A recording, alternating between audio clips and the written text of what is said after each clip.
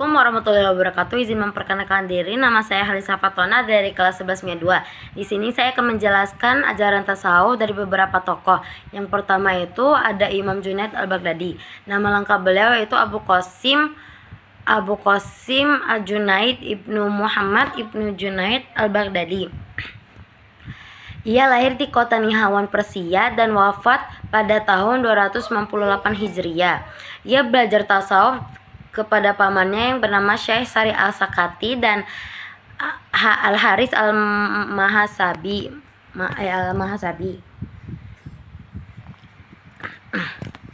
Konsep pemikiran tasawuf beliau itu belum tersusun secara sistematis, hanya disampaikan melalui ungkapan verbalnya yang mana ditemukan oleh orang-orang itu melalui tulisan murid-muridnya yang mengutip pendapatnya.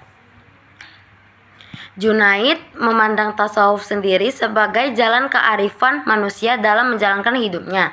Baginya, orang arif adalah orang yang tidak terikat oleh waktu. Pemikirannya tentang ma'rifat terbagi menjadi dua, yaitu ma'rifat ta'aruf dan ma'rifat ta'rif. Ma'rifat ta'aruf adalah bahwa Allah Subhanahu wa taala memberitahukan orang-orang akan dirinya dan memberitahu orang banyak akan hal-hal yang menyerupai dirinya. Dan ma'rifat ta'rif adalah Allah memberitahu orang banyak bekas-bekas kekuasaannya dalam cakrawala dan dalam diri manusia. Kemudian secara halus terjadilah benda-benda menunjukkan kepada orang banyak bahwa mereka ada yang menciptakan, yaitu Allah. Nah, dalam cara hal memperoleh ma'rifat, Junaid sendiri mengatakan harus melalui maqamat dan ahwal. Ma'rifat tidak akan dapat tercapai tanpa pemurnian tauhid. Adapun dasar-dasar ajaran tasawuf beliau sebagai berikut. Yang pertama, seorang sufi harus meninggalkan kelakuan dan sifat-sifat buruk dan mulai menjalankan budi pekerti yang baik. Yang kedua, ajaran tasawuf adalah ajaran yang dapat memurnikan hati manusia dan mengajarkan hubungan baik kepada makhluk lain.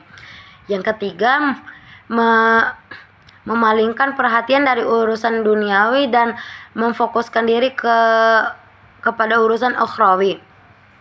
Yang keempat, harus berpegang kepada tauhid, yaitu mengesahkan Allah dengan sesempurnanya. Dan yang terakhir, seorang sufi harus melakukan 3 syarat amalan. Yang pertama, melazimkan zikir yang disertai himmah dalam kesadaran penuh. Yang kedua, mempertahankan tingkat kegairahan dan semangat tinggi. Dan yang terakhir, senantiasa melaksanakan syariat yang ketat dan tepat dalam kehidupan sehari-hari. Kedua, ada ajaran tasawuf Rabi'ah Al-Adawiyah. Nama lengkap beliau adalah Rabi'ah binti Ismail Al-Adawiyah Al-Bashriyah Al-Qaisiyah. Beliau diperkirakan lahir pada tahun 95 Hijriyah atau 99 Hijriyah di suatu perkampungan di dekat kota Basrah, Irak, dan wafat di kota itu pada tahun 185 Hijriyah. Ajaran tasawuf beliau memiliki corak tasawuf yang unik dan berbeda dengan para sufi pendahulunya. Corak tasawuf beliau terfokus pada konsepnya tentang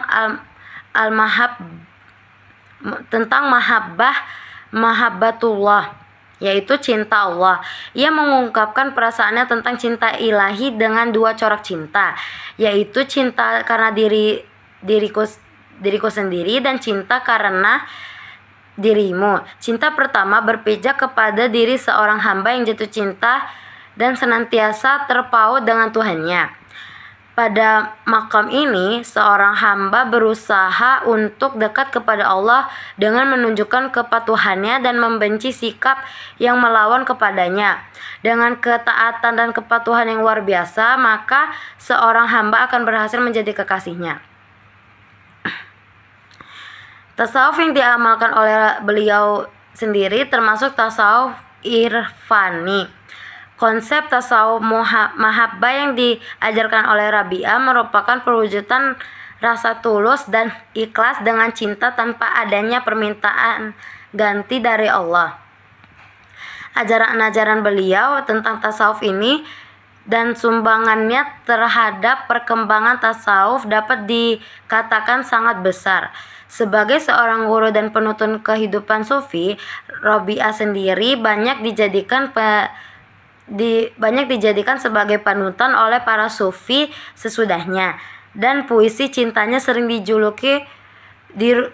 dirujuki oleh para sufi lainnya. Itu ada ajaran tasawuf Imam Al-Ghazali. Nama asli beliau adalah Zainuddin Hujjatul Islam Abu Hamid Muhammad bin Muhammad Ibnu Muhammad Al-Ghazali At-Tusi Al-Naisaburi Al-Faqih Al-Sufi Al-Syafi'i Al-Asy'ari. Beliau lahir di kota Tus yang merupakan kota kedua di Khurasan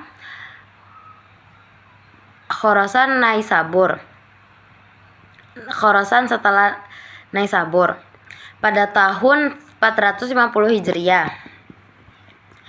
Sebelum memasuki jalur Suf, beliau sendiri telah melewati pengembarannya melalui berbagai bidang keilmuan, dari ilmu fikih, ilmu filsafat, ilmu kalam, dan yang terakhir adalah ilmu tasawuf. Bagi beliau, para sufilah yang menempuh jalur yang benar karena mereka memadukan antara ilmu dan amal, memiliki ketulusan tujuan, dan betul-betul mengalami ketentraman dan kepuasan karena mendapat pencerahan dari Allah Subhanahu wa taala. Al-Ghazali sendiri membedakan tasawuf sebagai ilmu muamalat dan tasawuf sebagai ilmu mukasyafah. Ilmu muamalah membicarakan tentang keadaan hati atau ahwal qalbi. Keadaan hati itu menurut Al-Ghazali sendiri terbagi menjadi dua. Yang pertama itu keadaan hati terpuji, yang kedua itu keadaan hati yang tercela. Keadaan hati yang terpuji itu seperti sabar, syukur, penuh harap, ridho, dan lain-lain. Dan sedangkan keadaan hati tercela itu seperti sombong, dengki, iri, ghadab, dan lain-lain. Adapun ilmu mukasyafat tidak dapat diungkapkan kecuali secara simbolis dan tidak diperkenankan untuk diungkapkan kepada sembarang orang. Dalam beberapa ungkapannya, Al-Ghazali sendiri tidak sepakat dengan para ittihad dengan paham ittihad, hulul, dan syatohat para sufi yang menurutnya begitu bahaya bagi kaum awam. Sebagian besar karya tasawufnya memang ditujukan untuk kaum awam atau di kalangan pemula.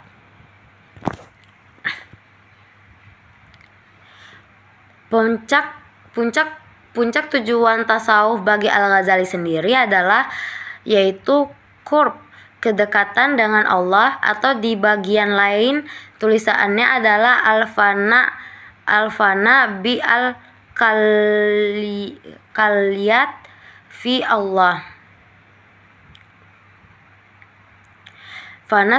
Yaitu fana secara total di hadapan Allah. Dalam hal ini beliau menjelaskan suatu tingkatan tauhid tertinggi, yaitu bahwa dia tidak melihat dalam keadaan wujud kecuali yang esa, yaitu syuhud atau kesaksian batin. Orang-orang sidik, para sufi menamakannya dengan fana dalam tauhid, dalam tauhid, karena dia tidak melihat kecuali yang Maha Esa, dan juga tidak melihat dirinya. Apabila dia tidak melihat dirinya dengan tenggelam dalam pandangan tauhid, maka dia fana dan dirinya sendiri adalah pandangan tauhidnya. Dengan pengertian tersebut bahwa dia fana dari penglihatan diri segala makhluk. Perjalanan menuju puncak ini dinamakan suluk. Salik adalah orang yang menempuh suluk, yaitu menempuh perjalanan yang menuju puncak. Nah, orang salik ini akan sukses bila sempurna sempurna dalam substansi hatinya dan mempunyai iradah, yaitu kemauan atau ketetapan hati, sebelum melaksanakan suluk yang ditandai dengan usaha menyingkapkan tabir yang melintang antara dirinya dan Allah. Ketika tabir-tabir itu tersingkap, seorang salik membutuhkan seorang guru yang menuntunnya dan butuh tempat untuk mengasah ketajaman batinnya, yaitu zawiyah sebagai tempat khalwat dan mengonsentrasikan hati. Dalam perjalanan ini, si salik akan melewati tahapan demi tahapan yang mengantarnya pada status-status spiritual tertentu, atau bisa disebut manazil. Bila suatu status belum mantap, ia disebut hal atau keadaan. Bila sudah mantap disebut makam. Ini ada ajaran tasawuf Syekh Abdul Qadir Al-Jailani. Syekh Abdul Qadir Al-Jailani ini dilahirkan pada pertengahan bulan Ramadan pada tahun 471 Hijriah di Kampung Jilan. Ia menetap di Jilan sampai berumur 18 tahun. Lalu pada tahun 484 Hijriah ia berpindah ke Baghdad sampai akhir hayatnya. Di kalangan dunia tasawuf, beliau ini dijuluki sebagai Sultan Al-Aulia atau rajanya para wali. Kedudukan yang mulia ini ia dapatkan karena akhlaknya yang terpuji, ahwal dan karomah yang ia miliki. Syekh Izzuddin bin Abdussalam pun menyatakan tidaklah diceritakan keramat seseorang secara mutawatir kecuali Syekh Abdul Qadir Al-Jailani. Pujian tersebut juga diungkapkan oleh Ibnu Taimiyah. Tasawuf yang dikembangkan oleh beliau ini termasuk tasawuf akhlaki, yaitu tasawuf yang berorientasi pada perbaikan akhlak, mencari hakikat kebenaran dan mewujudkan manusia yang mencapai maqam ma'rifat kepada Allah. Beliau adalah seorang sufi besar yang berhasil memadukan syariat dan hakikat secara sinergis, serta berpedoman kepada Al-Quran dan Al-Hadis secara konsisten.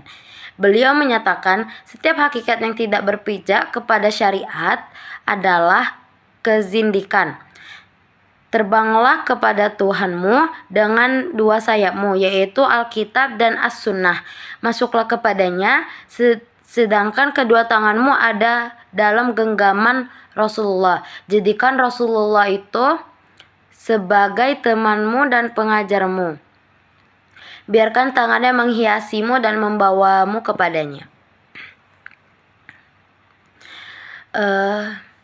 Syekh Abdul Qadir Al-Jailani ini melihat ajaran Islam dari dua aspek, yaitu lahir dan batin. Dalam setiap ayat Al-Quran juga mengandung makna lahir dan batin.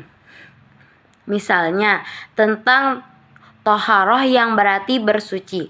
Bagi Syekh Abdul Qadir, bersuci terbagi menjadi dua.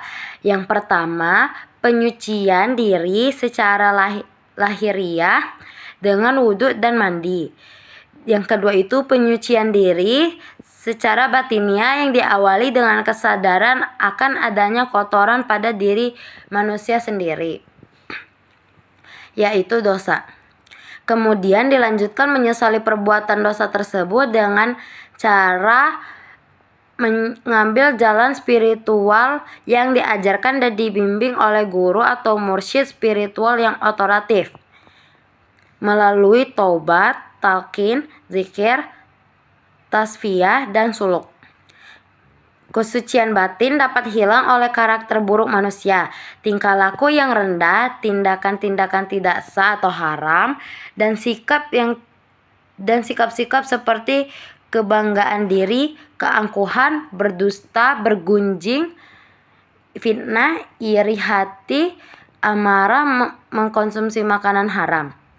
Aktivitas fisik juga dapat menghilangkan kesucian batin, misalnya mata mata melihat hal-hal yang haram, telinga digunakan untuk mendengarkan pergunjingan dan sejenisnya, tangan digunakan untuk memukul orang yang tidak bersalah, dan mulut digunakan untuk berkata kotor dan memaki. Ketika kesucian batin menjadi kotor, maka wudhu spiritual yang menjadi batal. Pembaharuan wudhunya dengan penyesalan, yaitu taubat dengan sungguh-sungguh beristighfar, memohon ampun kepada Allah agar dosa diampuni, dan berdoa agar Allah melindunginya dari perbuatan yang serupa di lain waktu nanti. Nah, Syekh Abdul Qadir ini juga melihat ajaran dari dua sisi, yaitu lahir dan batin lagi. Lahir dari artinya aspek formal ajaran fikih, sementara dimaksud ajaran batin itu substansi atau tasawuf. Beliau mengamalkan ajaran Islam dari dua aspek tersebut. Pengalaman formal ajaran Islam yang seringkali tidak menyentuh atas dasar ajaran Islam yang sangat mendalam, sehingga dibutuhkan pengalaman agama secara mendalam atau substantif, yaitu dengan pengalaman tasawuf. Beliau juga tidak hanya mementingkan ibadah fardu saja, tetapi amalan sunnah juga menjadi perbuatan penting dalam pengalaman ibadahnya. Ini sekian dari penjelasan saya mengenai ajaran tasawuf. Di sini saya akan melanjutkan penjelasan bab terakhir, yaitu Abdurrahman bin Auf dan Abu Dzar Al-Ghifari. Yang pertama saya akan menjelaskan tentang Abdurrahman bin Auf. Beliau ini adalah salah seorang sahabat Rasulullah yang termasuk dari 10 sahabat yang dijanjikan masuk surga. Pada masa jahiliyah ia dikenal sebagai Abdul Amr. Setelah masuk Islam, Rasulullah memanggilnya Abdurrahman bin Auf. Ia memeluk Islam sebelum Rasulullah menjadikan rumah Al-Arqam sebagai pusat dakwah. Ia mendapatkan hidayah 2 hari setelah Abu Bakar As-Siddiq memeluk Islam. Semenjak masuk Islam sampai wafatnya pada umur 75 tahun, ia menjadi teladan yang utama bagi kaum muslimin. Ketika Rasulullah memerintah para sahabatnya hijrah ke Habasyah, Abdurrahman bin Auf pun ikut hijrah untuk kedua kalinya ke Habasyah. Kemudian ia ke Madinah. Ia pun ikut bertempur dalam perang Badar, Uhud, dan peperangan lainnya. Beliau ini termasuk kelompok 8 orang yang mula-mula masuk Islam juga. Dan beliau juga termasuk 10 sahabat Rasulullah yang diberi kabar gembira akan masuk surga, dan termasuk 6 orang sahabat yang bermusyawarah dalam pemilihan khalifah setelah Umar bin Khattab. Di samping itu juga beliau adalah seorang mufti yang dipercaya Rasulullah berfatwa di Madinah selama beliau masih hidup. Nah, dari Abdurrahman bin Auf ini kita bisa mengambil keutamaan, yaitu ada beberapa keutamaan, yaitu Abdurrahman bin Auf adalah sahabat yang masuk Islam sangat awal, yaitu yang ke-8. Beliau bersyahadat 2 hari setelah Abu Bakar. Yang kedua itu, beliau termasuk 6 orang yang ditunjuk oleh Umar bin Khattab untuk memilih khalifah sesudahnya. Yang ketiga, beliau juga mufti yang dipercaya oleh Rasulullah untuk berfatwa di Madinah. Yang keempat itu, beliau terlibat dalam perang Badar bersama Rasulullah dan menewaskan musuh-musuh Allah.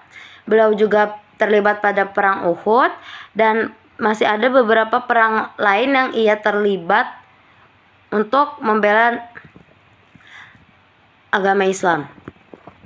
Yang kelima itu, pada suatu ketika Rasulullah sedang berpidato,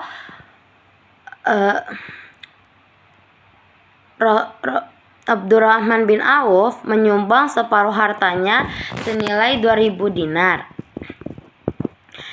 Dan yang keenam itu ketika Rasulullah membutuhkan dana untuk perang Tabuk, Abdurrahman bin Auf pun mempelopori dengan menyumbang 200 uqiyah emas sampai Umar bin Khattab berbisik kepada Rasulullah, sepertinya Abdurrahman berdosa terhadap keluarganya karena tidak menyediakan uang belanja sedikit pun untuk keluarganya. Lalu yang ketujuh, ada juga beliau menyumbangkan seluruh barang yang ia bawa untuk kafilah dagangannya kepada penduduk Madinah. Padahal seluruh kafilah tersebut membawa barang yang diangkut oleh 700 ekor unta yang memenuhi jalan-jalan kota Makkah. Dan yang terakhir juga beliau menyantuni para pejuang perang Badar. Bisa kita ambil dari kisah Abdurrahman bin Auf ini adalah beliau ini mempunyai watak yang dinamis. Beliau sangat menonjol saat hijrah ke Madinah. Ia juga sangat pemurah dan dermawan, dan beliau juga termasuk sahabat yang paling banyak meriwayatkan hadis. Terakhir itu ada Abu Dzar Al-Ghifari. Tidak diketahui kapan pasti beliau lahir.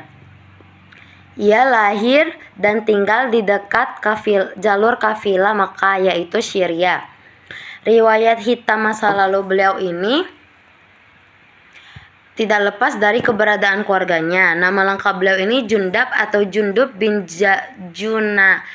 Junadah bin Qais bin Amr. Abu Dzar ini dibesarkan di tengah-tengah keluarga perampok besar Al-Ghifar.